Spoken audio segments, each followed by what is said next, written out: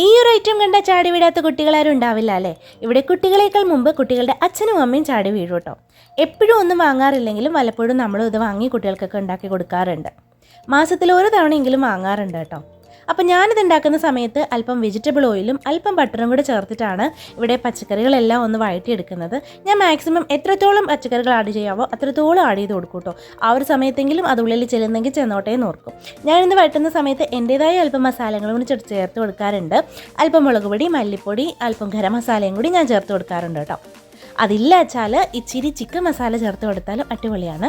അത് കൂട്ടത്തിൽ നമുക്കൊരു മുട്ടയും കൂടെ പൊട്ടിച്ച് ഒന്ന് ചിക്കി എടുത്തിട്ട് നമുക്കിതെല്ലാം ഒന്ന് മാറ്റി വയ്ക്കണം. ഇനി നമുക്ക് നമ്മുടെ ന്യൂഡിൽസ് എല്ലാം ഒന്ന് വേവിച്ചെടുക്കണം കേട്ടോ. ആ കൂട്ടത്തിൽ ന്യൂഡിൽസിൻ്റെ കൂടെ കിട്ടുന്ന പൗഡറും കൂടെ ചേർത്തിട്ടാണ് ഞാൻ വേവിച്ചെടുക്കാറ്. ഇത് വെന്ത് വരുന്ന സമയത്ത് നമ്മൾ പാകം ചെയ്ത് വെച്ചിട്ടുള്ള വെജിറ്റബിൾസ് എല്ലാം ആഡ് ചെയ്ത് കൊടുക്കുക. ഇത്രയേ ഉള്ളൂ നമ്മുടെ ന്യൂഡിൽസ് റെഡി. അപ്പോൾ ഇങ്ങനെ ചെയ്തിട്ടില്ലാത്തവരൊന്ന് ചെയ്ത് നോക്കിയിട്ട് അഭിപ്രായം പറയാം കേട്ടോ.